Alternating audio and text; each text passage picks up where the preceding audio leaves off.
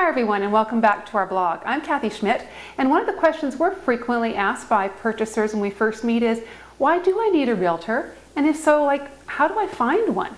Great question. Really important. Absolutely, you can buy a house without a realtor. It can certainly be done. There's a whole bunch of reasons why I think you're better off to have one, however. Granted, I am a little biased. I've been doing this for over 20 years, and I do it because I really believe that the realtor provides a very important function to the purchaser, to the consumer.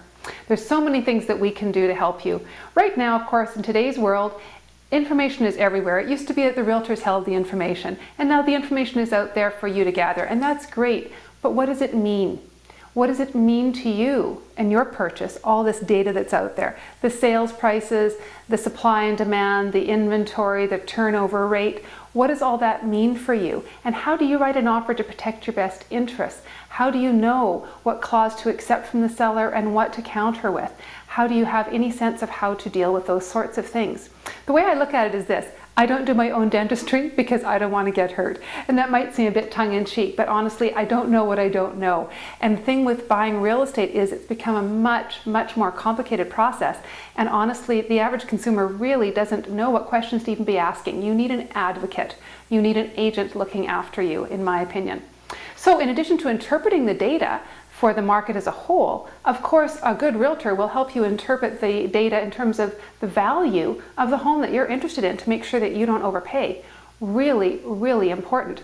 Other things, honestly, one of the things that we love to do more than anything is to help our clients have more choice and more options. By sitting down and really listening to what our clients are interested in, sometimes we can come up with ideas, neighborhoods, ways of buying, different things they hadn't even thought of to give you more choice. And isn't that what everybody wants? More choice. Really important.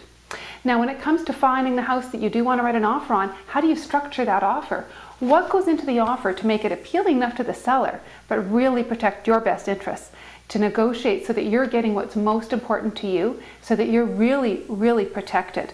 So important. So important. It can sound like a simple thing to say to a seller, I'll pay this much, you sell me your house. But there are 1,001 steps that have to happen in between. And there's 1,001 clauses in those contracts for a very good reason, and that is to make sure that everyone's interests are really well protected. Now, all the time you're going through this, there's a little bit of stress. There's lots going on, you've got a lot of concerns, lots of people asking for things. Your lender needs information, you're trying to arrange a home inspection, you've got questions about a renovation you might want to do, all sorts of things are happening. Your realtor is the person to sort of be the command control for all of that. With your permission, we can speak to your lender, we can speak to your property inspector and your lawyer and coordinate things for you as much as you would like us to assist you with.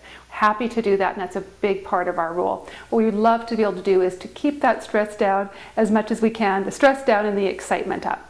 We can also refer you to professionals that you might need along the way.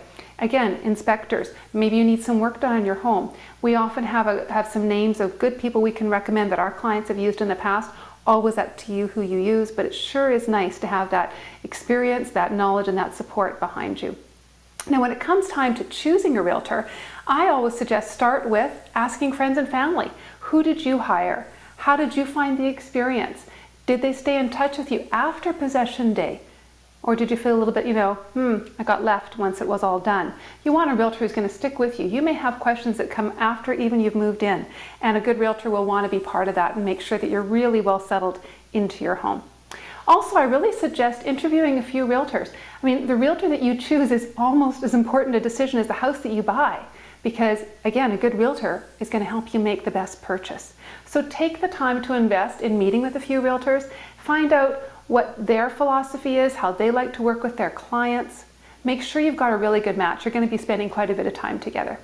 Hope that helps you out. Always happy to hear from you. Email us at learn@weselledmonton.com, and please send us your future ideas for other blogs, for down the road, other videos that we'll be putting out on YouTube. Always happy to hear from you. In the meantime, enjoy your day, and we'll talk to you next time.